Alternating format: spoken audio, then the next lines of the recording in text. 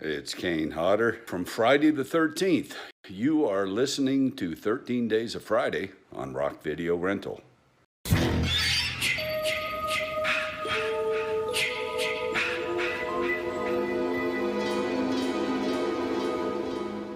What's up, everybody, and welcome to Rock Video Rental. We are continuing with our Friday 13th marathon, and today we are covering Jason Goes to Hell, The Final Friday from 1993. This is directed by Adam Marcus, and the cast is Carrie Keegan as Jessica, Kane Hodder returns as Jason, John LeMay as Stephen, and Stephen Williams as Creighton Duke. Um, Much like any of the other Friday 13th movies, there's an enormous cast in this, and most of them don't matter. The plot for this one is serial killer Jason Voorhees' supernatural origins are revealed. That is super vague and super general, and makes it sound better than the movie actually is.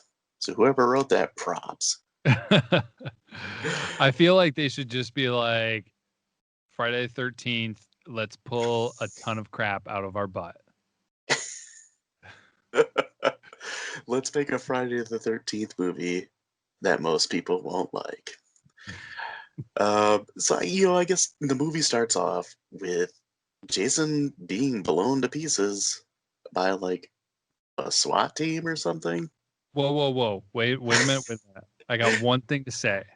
Mm. The first 10 minutes of this movie may be the most epic 10 minutes from the Friday the 13th series. It's pretty close because I remember, I literally just watched this movie again like an hour before we started recording to keep it fresh in my mind. This is like the first time I've watched this movie in probably close to 10 years. Rock. It's, I've been bad mouthing it for a while. It's not my favorite of the series, but yeah, that opening 10 minutes or whatever is pretty good, and there's some good suspense, and it breaks a lot of tropes that are in the Friday the 13th movies. Um, it's got a lot of cliches in it too, though. The power goes out, the girl can't start her car, kind of thing. Um, but one thing it breaks is when she goes into the bathroom and she's looking in the mirror. She opens the vanity, closes it, and Jason's not there. It's just her standing there. She bends down, picks up something off the floor, looks back in the mirror. Jason's not there.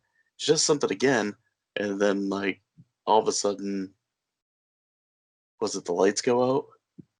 And she gets into gets in the shower or something. I don't know, but yeah, I like appreciated that, and it was pretty suspenseful for that first 10 minutes, and then it leads to it was basically a trap setup where she's like an agent and she lures Jason into this trap where like all these guys show up with these guns and just blow him to bits.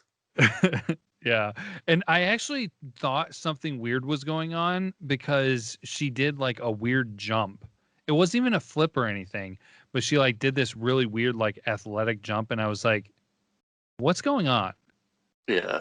So yeah, now me saying that the first 10 minutes was ridiculously epic does not mean that I'm giving this movie any positive endorsement. So I'll just say that right now. Yeah, I'll say that this is the best part of the movie. Yeah, There's a actually, couple that's other fair. things that really stand out to me, but I'll get to that at the end. Um, so from then on, Jason gets taken to the morgue, and then we find out kind of how this movie is going to unravel.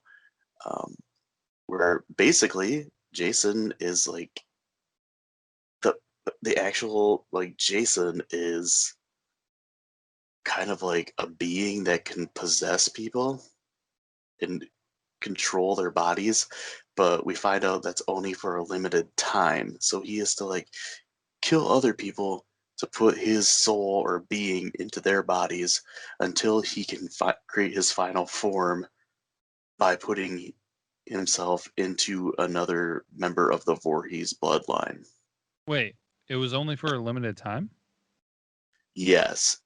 Creighton Duke, who is like a bounty hunter, and he's basically like the closest thing that we got to a Dr. Loomis in this. He's hunting Jason down. He's like the Jason expert. He explains Jason can really only fully come back and to his original state if he puts himself into a member of the Voorhees bloodline. Otherwise, once he puts himself in somebody else, the body starts decaying and like dying because they get poisoned by his being. Okay, I didn't realize that. I missed the part where essentially like it was there was a time limit kind of thing. I knew that he wouldn't be quote unquote like reborn until the whole Voorhees thing, but I didn't realize. I must have kind of glossed over that part where there was kind of essentially a time limit thing going on. Yeah. So after that first 10 minutes where we see Jason, we don't see Jason until there's 15 minutes left in the entire damn movie. Because his being basically possesses these other people and they're doing the killings. Only time you see Jason is his reflection in a mirror. For whatever reason, they don't ever explain that. This movie is as weird as it sounds. This doesn't feel at all like a Friday the 13th movie. Like if you were to take Jason out of it and call it something else, I would have no idea that this was supposed to be a Friday the 13th movie. Yeah. Where like the other ones, they take place in camp. They have that certain feeling that Friday the 13th does. There's just Friday the 13th is a simple formula, and Joe Bob Briggs said it like right.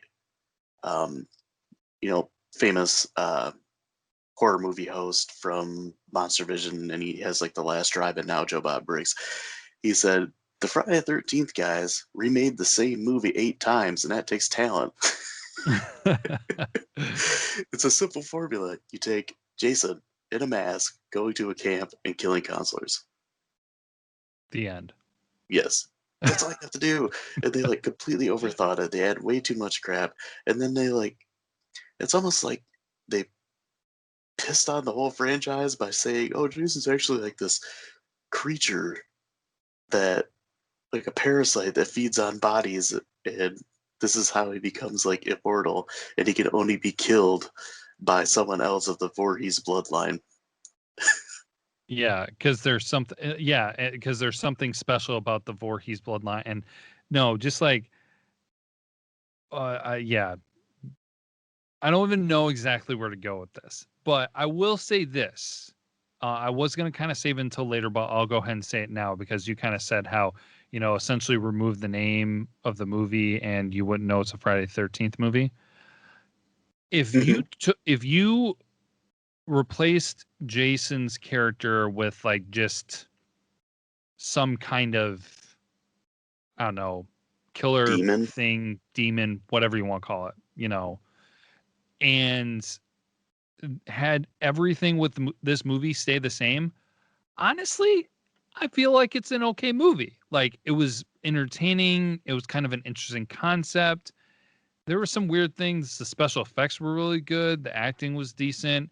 The concept was, I'm not as deep into this genre as you are, but I felt like the concept had some unique qualities to it. So if you had this movie by itself, was not associated whatsoever to Friday the 13th or to the character Jason, I feel like it'd be an all right movie. Decent, above average. But it's supposed to be a Friday the 13th movie, and it's absolute garbage. Yeah. It's kind of similar to Halloween 3 Season of the Witch. Mm-hmm. Where, they tried to do like something completely different where, this movie tries to do that, but they also try to throw in some of the stuff from before. And Halloween 3 was the 3rd one. This is the 9th Friday the 13th movie. Mm-hmm. Yeah. So that's why it just falls so flat. and there's really only a couple redeeming things in this movie. Yeah, by the ninth movie, they've kind of established the story pretty well, and to veer from that is not so much a great idea. So, Yeah. I'll and get into actually, some things when we. real Yeah. quick before we move on, interesting to bring up Halloween because I feel like that would be another interesting series to go over since I have not watched that series other Yeah, than we'll Halloween. have to do that sometime. I was thinking about that one and Nightmare on Elm Street would be good ones to run through. Um, yeah, I'll get to some of the redeeming things when we talk about our grades and our kind of thoughts on it. Much like the other reviews, I'm just going to get right into the kills. And there are a lot in this one. There are 27 to be exact. So there's a coroner who gets possessed, so that kills him. His assistant gets his face bashed and then he's stabbed with a probe. There are 2 FBI agents. One of them is played by Kane Hodder, who plays Jason. Nice. They're both killed by Jason's fingers being driven into their head. It's not shown on screen. It's shown on the news where they show the gory pictures and dead people on the news in this movie. Yeah, except for the funny part is these are graphic pictures, but the whole thing was video. Yeah. I was just like, you guys know what pictures are. There's a difference between pictures and video, right? Yep. Okay, so there's 5 random citizens. They're all killed off screen. There's a girl named Alexis. She gets slashed with a scalpel. There's a girl named Deborah who gets torn in half with a rail spike while she's having sex with her boyfriend Luke. That Who, was crazy special effects. Like I was yeah. expecting the stab. I did not expect the body in half. Yep, that's one of the things I remember from this movie. And then her boyfriend Luke, he gets his head crushed. Edna gets a door slammed on her head. There's a deputy that gets possessed. Diana gets a knife sharpener to the back. Robert gets possessed. Officer Ryan gets his face slammed into a locker. Then there's officers Mark and Brian because their heads smacked together like Jason's Hulk Hogan or something, doing the double noggin knocker. There's Ward. He gets his arm broken and then he gets knocked into a glass door. There's a person in a diner. He gets knocked through the countertop and then he gets shot with a gun in the stomach. Yeah, way to Shelby go, gets way to go, drowned. Vicky. Shelby gets drowned in the fryer, which is kind of interesting. Joey gets his face bashed in. Vicky gets impaled with a skewer and her head crushed. Officer Randy gets possessed. Ed Landis gets stabbed. And then Creighton Duke gets his back broken. Whoa, And what then about Jason? Yeah. Then Jason meets his end by getting stabbed in the chest with a magical dagger that shoots light beams out of his chest. Pew, pew, in, pew, pew, pew. in terrible 1993 CGI. And it was amazing. Not really. So I know just some things to think about, I guess. I mentioned the news show with the dead bodies and the gore. Mhm. Yeah, that would be never shown. They'd probably mention the killings. Nothing would be shown. There'd be a graphic up that just says 3 dead, 1 missing. Yeah. Let's see, all the possessions. I guess I didn't realize the first couple of times I watched this how many people were possessed in this. There's 5 people Yeah. that get possessed. You think that's enough in an hour and 27-minute movie? More.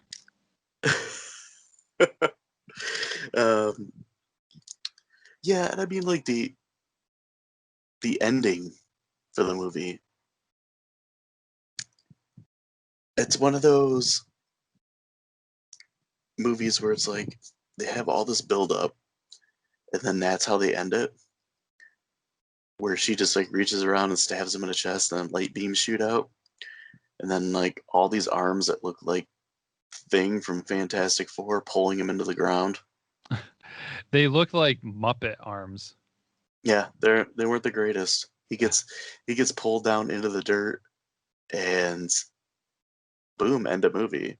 But it's really not the end of the movie because, in typical Friday the 13th fashion, sometimes they really don't know how to end their movies. This one was worth it though because, you see Jason's mask sitting there in the dirt. It's the only thing that's left of him. And then all of a sudden, boom, Freddy Krueger's gloved hand reaches up, pulls the mask down in, and then laughs. Yeah, which that's crazy because I didn't realize. So this movie came out in 93 and then Freddy vs. Jason didn't come out until 2003. Yeah, that was one of my trivia things. Oh, my bad. They went through many different writers, many different directors, many different ways of how to make that movie. So it was in talks for a long time. So people who watched Jason Goes to Hell saw that, got super excited, then had to wait a decade for the movie to come out. Dang. Yeah. That's crazy. Which we'll get to Freddy versus Jason at another time. Yeah. More on that later. Yes. Stay tuned. Uh, One thing that well, are you going into facts and stuff right now? yeah, just tell me what you got. Oh, well, I was gonna say, like, general conversation about the movie. One thing that kind of surprised me about this was just like at the beginning they seemed to place so much emphasis on Creighton Duke, Hmm. and then he did nothing. He was Yep. like depicted as this really big tough guy, bounty hunter, whatever. I'm gonna take Jason down. Only I know how to do it. Blah, blah, blah, blah, blah, blah, blah. And like super, I felt like they were trying to make him Samuel L. Jackson. Yeah. He's And like a mixture of Samuel L. Jackson and Dr. Loomis from Halloween. But Dr. Loomis is great because Donald Pleasance like hams that up so much. Like he went like 110% towards that. nice. Yeah. Um, So it just the whole thing because I was fully prepared for Creighton Duke to be like this big part, and then he really did practically nothing. And I just thought that that was a weird element. Like he didn't. I thought he was gonna, swoop in and be the leader and try to save the girl and everything. And then suddenly, somehow, they made what was his name, Steven, or yeah, this the nerdy, glasses guy. nerdy dweeby, and he instantly turns into the hero. That's the funny part in some of the Friday the 13th movies where it's just like these people who would completely not be prepared for situations like this Hmm. all of a sudden like change in a matter of minutes and can be semi-heroic. Yeah, now he's not afraid of anything. Yeah. So I don't know. Anyways, I thought that was one of the takeaways I took from this. So Yeah. So a fair amount of trivia for this movie. So when they go to the Voorhees house, um, and Steven's looking around, you can see on the table that the Book of the Dead, aka the Necronomicon from the Evil Dead, is on the table, and he flips through it. I did not recognize that's what that was. Yeah. And also with the Voorhees house, there is a jungle gym in the front yard that Jason throws Steven into. That same jungle gym was used in the 1963 movie The Birds, Oh, interesting. which Okay. this seeing that and noticing that just made me want to watch The Birds instead. So I mentioned on the last review that Jason Takes Manhattan was the last Paramount Friday the 13th movie. They sold the franchise to New Line, who bought it so they could make a Freddy versus Jason movie because they also owned Freddy Krueger. The reason why this movie is called Jason Goes to Hell is because they didn't actually own the name Friday the 13th. Nice. So, because the original working title for the movie was Friday the 13th Part 9, The Dark Heart of Jason Voorhees. That's more Which, appropriate. yeah, it's more appropriate, but also kind of crappy. And I mean, the name Jason Goes to Hell, The Final Friday is rather corny too. Oh yeah. But they just need to stop with the whole like idea, like just don't ever say final anything. Yeah, yeah, just stop. Just stop. I love how they bought it and then they botched it. Yeah, totally. Now, real quick Mhm. with bringing up the title of the movie, I'm going to share something that I think you're going to find hilarious. Okay. All right, so here I am, Mr. Ignorant. I know nothing about this series. When we started doing this, except for I watched Jason X Hmm. years and years ago, and then we watched Part 8, I think, back in October of last year. So then we start at the beginning, and we're going through all of this stuff. So I know the titles of the movies, and you know you've brought up Jason Goes to Hell several times, and you haven't been preparing me for it, but I understood this was not going to be the shining star of the series. Yeah. I thought from the title Jason Goes to Hell that at some point in this movie he was going to be killed, and part of the movie was going to take place in hell, and it was going to be about him like escaping the afterlife and coming back to haunt the living. Yeah, but you know what? But That would have been good. I know, like that's what I was just like. That's what the title speaks to me. Like it says this is what's going to happen. So when he got blown to pieces at the beginning, I was like, "Holy crap, he's going to be going to hell already," and all this other stuff, and blah. And then this abomination is what I had to watch for an hour and Yep. 20 minutes. Yep. Uh, Pretty much. Um, yeah, like I said, that would have been a better movie. Your idea.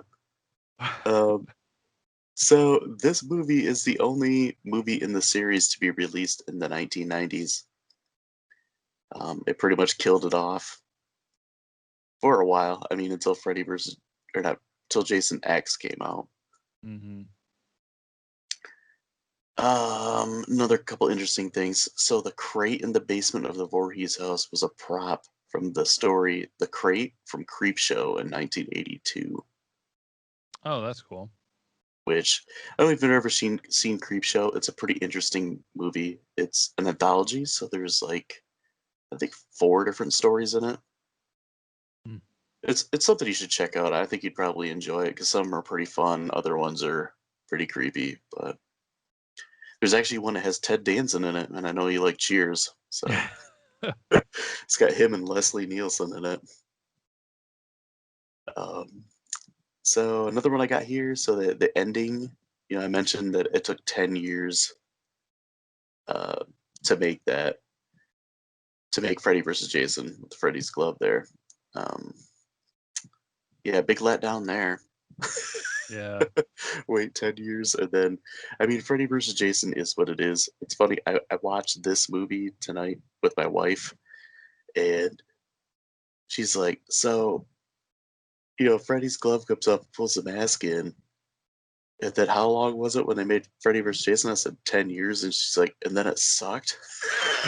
I'm like, "Well, I don't think it sucked. Like Freddy vs. Jason was what it was, but like all that weight that was never going to live up to any hype." Mm-hmm. And then Well, the it's last thing what? oh, go ahead. Go with your last thing. I was going to say the last thing I got is that this had a $3 million budget and made 15.9 million. Err. Wah wah. Mm. I find it kind of interesting how you said this is the only one from the 90s, because then I started scrolling through and looking at the other ones. And Mhm. so if I'm not mistaken, then I can't get back to the beginning. So the first one coming out in 1980, we're about to exit unless I'm missing something, which you might be able to tell me, we're about to exit the first decade that has not seen a Friday the 13th movie. Yeah, that's true. 2020 is going to come and go, and there will have not been a single Friday the 13th movie Yeah. in the 2010s. Yeah, because the last one was 2009, the Yeah. quote unquote remake, which is more of like a reboot, I guess. Hmm. Oh, and the last thing I have to mention is that out of all these movies we watched, this is the one you've had to pay to watch because we couldn't find it anywhere. Yes, that's worth mentioning because you were asking me if I wanted a refund, and I said I wanted my life back. Give me back my life. Yeah, I couldn't find it streaming anywhere. It was on HBO Max for a long time. This one, Jason X, and the reboot were all on HBO Max, and now they're not on there. Hooray! Thanks, HBO. Yeah, thanks for making us have to pay to watch bad movies. Yeah, what the crap, man. First movie we've had to pay for.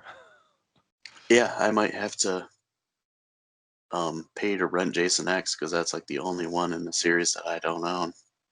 Yeah, we'll see. We'll see if we find that here in the next few days. But yeah, I mean, well, considering that now Rock Video Rental has not been around for a year, but we've been doing movie content linked with the other podcasts now for over a year. Mhm. And this being the first time having to rent something, that's a pretty good run. Yeah, I'd So. say so. We'll usually pick movies that are streaming somewhere on something we already own. Mhm. But yeah, we can get into grades now. I pulled from the normal two sources, IMDb and Rotten Tomatoes. Any guess what IMDb is? 2.3. No, it's actually a 4.2, which I think is generous. What? A 4.2. But so what about Rotten Tomatoes? Because there's a critic and an audience score. What do you got for those? Oh man. Critic, I'm gonna do 25%. Dude, that's close. It's 22. Oh, nice. Now my thought process is, okay, are the viewers going to be harsher than the critics? I'm gonna guess no, but I'm gonna go with 33%. 24. Oh, dang. Wow, that's close. 22 and 24? Yep. Wow, that's pretty close and pretty bad. So if I remember correctly, Jason Takes Manhattan had a lower rating than this on Rotten Tomatoes. It did? Have these people seen both of these movies? Yeah. Because I said to my wife towards the end of this one, there's people that think Jason Takes Manhattan is worse than this. Wow. Yeah. I mean, at least Jason Takes Manhattan felt like a Friday the 13th movie. Yeah. Maybe they just rated it as a movie as a whole. No, but well, no. I don't know. I still think if you took both movies as individual movies by themselves, that Jason Takes Manhattan is better than this. Yeah. I mean, I like I agree. said, this movie by itself, if it wasn't a Friday the 13th movie, is pretty decent. I mean, I wouldn't say it's amazing, but man, weird. Yeah. I don't get it. But what is your grade? Oh man. Ah.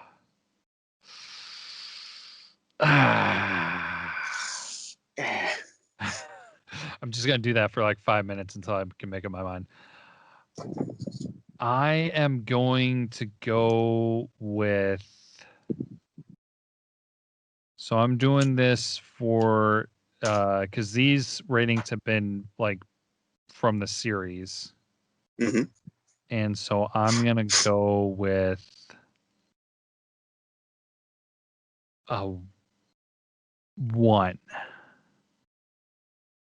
You are thinking the same as me. I'm not too shocked. I was considering a 0.5. I really was. It might be coming, depending on your feelings about Jason X. Some people love it, some people hate it. I don't think it's gonna be. Man, I don't know. There's a possibility that I could maybe, after I've seen all of them, that I could maybe really drop this down to a 0.5. Yeah. Yeah, like I said, I give it a 1. I like this is the first time I've watched this movie in forever, and I haven't watched Jason X in forever. So I felt like 1 was good. It gives me some room. If I think Jason X is worse, then I can go down a little bit. Mm-hmm. So I'll be able to compare a little bit better when we get to Jason X. But for this movie, there's really only a few things that I remembered from it. And then there's some things that I appreciated from it watching it this time.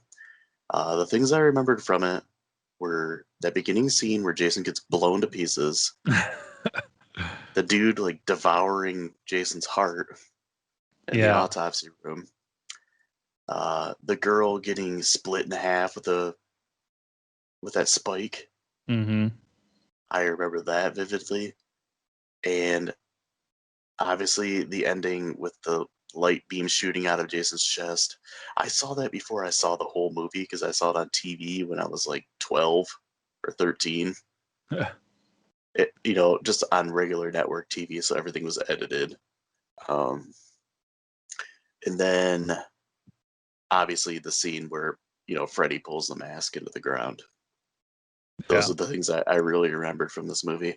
Um, and the things I appreciate, I guess, watching it now, trying to put like somewhat of a positive in it. So I felt like the camera work was really good. There were some interesting shots and like transitions. Mm-hmm. Um, there's a scene where they show like this that one girl like all sliced up against a tree, and they pan the camera up into like the dark sky, and then it comes back down into like a different scene. I thought that was pretty effective. Um, and other the camera work, the special effects were pretty awesome in this movie. Yeah. The girl getting split in half.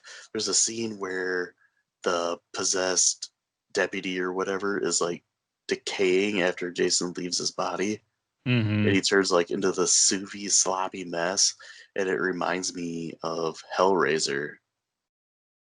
Okay. And it's just like the dude like falls to the ground and like his jaw sticks to the ground or like falls off and just comes off in big strands like he's lifting up a fresh slice of pizza.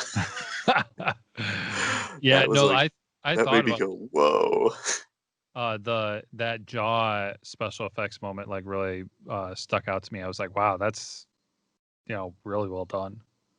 Yeah. And it's funny, so that the scene where the guy and the girl are having sex in the tent and she gets stabbed in the back with that spike and split, my wife was like, oh my god. That part. And I told her, like, yeah, that's one of the things that I really remembered from this movie was that kill being super intense. Oh man. Well, can we talk about like some of the weird stuff with this too? Like, Yeah. well, so you talk about that part where the guy eats Jason's heart. Real quick for me, that was like a really disappointing moment for me because then I realized that Jason's probably not going to hell. Like my preconceived idea, I was like, no, you can't do this. So that was disappointing. But then, Mm. what about the weird? So like, I mean, we briefly touched on it, but it's just like all of a sudden the Voorhees family becomes like some sort of like ritualistic something cults, old hocus pocus kind of thing. But Yeah. then the other thing that was they did so much and they didn't think about so many things. Yeah. The girl Vicky took the baby and then left it in the box in the kitchen. Yeah. I said that to my wife, because we just had a baby and I don't even like being in the other room for 2 seconds. with her by herself. I said to my wife when they put the baby in that banana box, and she's like, "I'll be back to come check on you." And I said to my wife, I'm like, "Oh, the '90s." I know. I was like, what? Like It that's reminded me of the Family Guy where Peter was like babysitting a kid, where he like fills the bathtub up for the kid, he puts him in there, and he's like, "Okay," well, he's like, "I'll put the radio here on the edge for you so you can listen to some music. Here's a bottle of pills you can use as a rattle, and I'll see you in about a half hour." And he closes the door and shuts the lights off.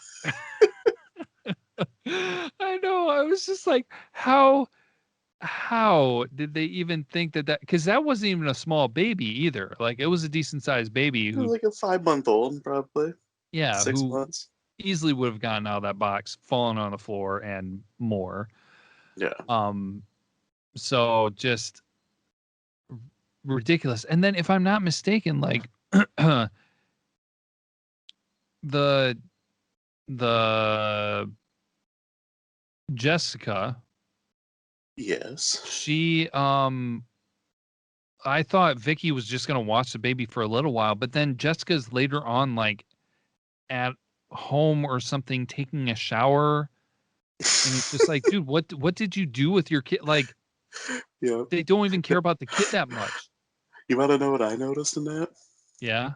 So she's getting undressed, right? And she puts her shirt on the sink and then throws her dirty underwear on the sink.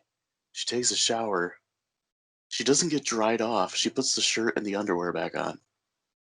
I did not notice that. Yeah, I said to my wife, and I'm like, who the heck like takes off their dirty clothes and sets them on the sink to begin with? Because originally I thought she set like her dirty underwear on a clean towel. But it's like, doesn't most people like when they take their clothes off to go take a shower, either put them in a hamper or throw them on the floor so they can grab them when they're done? Yeah. Yeah, that just was weird to me. Yeah. I throw Oh, mine up. and another funny thing I noticed. So the girl who got split in half and like her friend who got diced up with like scalpel, they both take time to go pee in the woods, right? Mm-hmm. Did you notice that when a scalpel girl did it, she crouches down, the camera doesn't pan down to like show her head or anything, and she like stands back up after 5 seconds? And I'm like, okay, was she like peeing? My wife's like, oh, I don't know, I wasn't paying attention. So like the other girl, like before she's gonna have sex with her boyfriend, she's like, I have to go to the bathroom.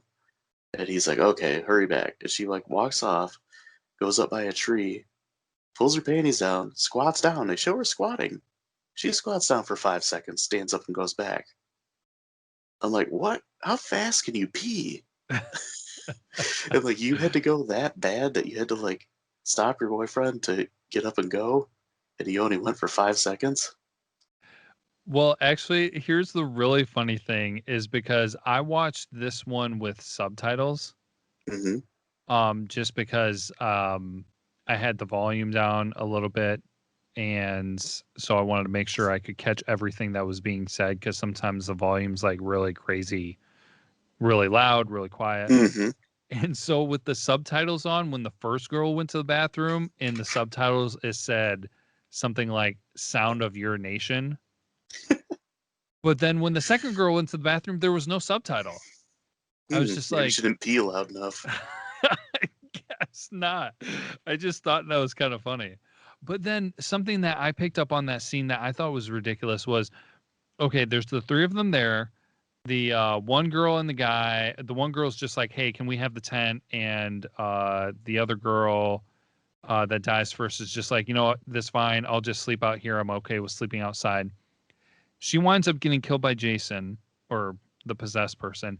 And then the Hmm. girl who was in the tent with the guy comes out to go to the bathroom, doesn't see the other girl anywhere, Hmm. and does not no curiosity, no nothing. Like they didn't even try to pass it off as in there was any interest there because she wasn't just like, hey, are you out there? Nothing. Like no acknowledgement. Or just be like, huh, where'd she go? Or she should have like looked around and been like, oh, she must have went for a walk. Yeah. And then Another thing I noticed too, so they like went swimming or something and they come back and they're all soaking wet. And they all like strip down in front of each other. And I said to my wife, I'm like, is that what girls do? Like just like everybody just gets naked in front of each other and they're perfectly fine with it. Yeah, I was just like, I must have had like weird friends because we didn't do that. Yeah, I can't ever see like you or I with our wives and like one of their friends all just stripping down naked with each other in the woods and then getting dressed and walking off. Yeah, well, not even Like that, it's because normal. like I feel like it's kind of like a different mindset being married and everything like that. But so these are like college kids or whatever. But it's just Hmm. like, I don't know. That's like there's a difference between going skinny dipping and then like coming back and just then like essentially being naked in the woods. Right. Like skinny dipping, yeah, sure, I've heard of that, and cannot confirm or deny different things that may have happened in previous years. But then to like come out of the water and just be like hanging out and be like, hey, whatever, this is no big deal. Like no need to cover up or anything. Just yeah, another one of those like really weird things that they put. There was another one that they had a weird skinny dipping experience in. I can't remember exactly how it went, but so Yeah. good old Friday the Um, 13th. it's funny we give this one the lowest grade, and I think we talked about it the most. This might be our longest of the series. Well, I think that might be part of the reason, just because it's So definitely the terrible. most unique and yes, the most terrible. Yeah, I agree. Like honestly, I Uh, could I could talk about this a long, long time. Like I don't really have anything major to else to contribute right now, but I feel like there could be so much said about this one. yeah, I agree. Um, Another thing I find interesting is that Harry Manfredini did the music for this one too. He did the music for almost all of them. Nice. Yeah. Oh, real quick, kind of a thing to mention, just for people to know that's kind of interesting. Brandon brought it to my attention, but I went to an art school down in Florida, which was kind of like a popular place for a lot of people who graduate from there wind up working in the movies, Hollywood, animation, like they get jobs all over the world. And it can be a popular place for some people from LA to send their kids Hmm. for the art industry. And a classmate of mine, her dad, I did not know this when we were in school together. I knew that her dad worked on the Saw movie. He was actually the one who made the jaw mechanism thing from the first Saw movie that was a prop in there. But Brandon brought to my attention that he was also a special effects person on this movie, interestingly Yeah, enough. he did the mechanical effects. So, Which, pretty when I cool. saw his name, Tom Bellissimo, I kind of recognized it, and that's why I asked you what his name was. Yep. It's I a couldn't small remember. world. I couldn't remember right off the top of my head. I never did meet him, but I remember her telling a few stories of some stuff they worked on. So, yeah. Right. Yeah, and that's really the shining star of this movie is the special effects. So good on him. Yeah. And Good. Frank Good for him. Nicotero, who is also in the special effects. But anything else to add? I don't think so. I mean, so much can be said, but I think we covered the main points. Yeah, we've given this movie enough of our time Yeah, it and does. It money. doesn't. Yeah, it doesn't deserve more attention than it's gotten. Agreed. So next time we will be talking about Jason X, aka Jason in Space. And until then, be kind. Rewind.